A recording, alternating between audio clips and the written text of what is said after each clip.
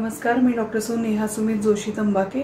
TV9 Maharashtra news channel तर्फे मराठी संवर्धन स्पर्धा जी आयोजित केलेली आहे त्या संदर्भात मी माझे मत नोंदवत आहे। आज 27 फेब्रुवारी 2024 कविश्रेष्ठ कुसुमाग्रजांची जयंती याचे औचित्य साधून आपण मराठी भाषा गौरव दिन साजरा करतो। मी म्हणेन मराठी संवर्धनाचा आणि माझ्या मताचा वैयक्तिक पातळीवर आपण स्वतःची स्वाक्षरी मराठीतून करू शकतो आणि दूरभाषेवर हॅलो म्हणण्याऐवजी नमस्कार म्हणू शकतो।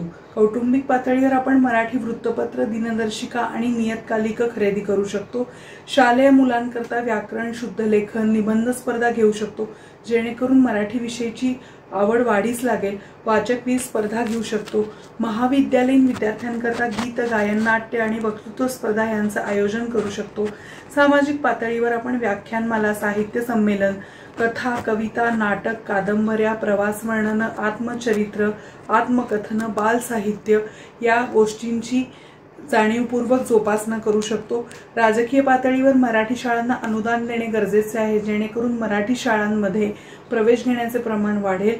तसेच सांस्कृतिक पातळीवर मराठी चित्रपट आणि नाटक करमुक्त करणं गरजेचं आहे जेणेकरून लोक हे सगळं बघतील।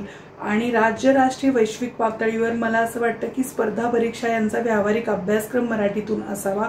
महाराष्ट्रात व्यावहारिक, कायदेशीर राजभाषा आणि सर्व प्रकारचे पत्रव्यवहार हे मराठी भाषेतून व्हावे जेणेकरून मराठीला प्रतिशब्द मिळवण्याची स्पर्धा वाढीस लागेल आणि एक निकोप चळवळ चालू होईल मराठीच्या संवर्धनाची। धन्यवाद।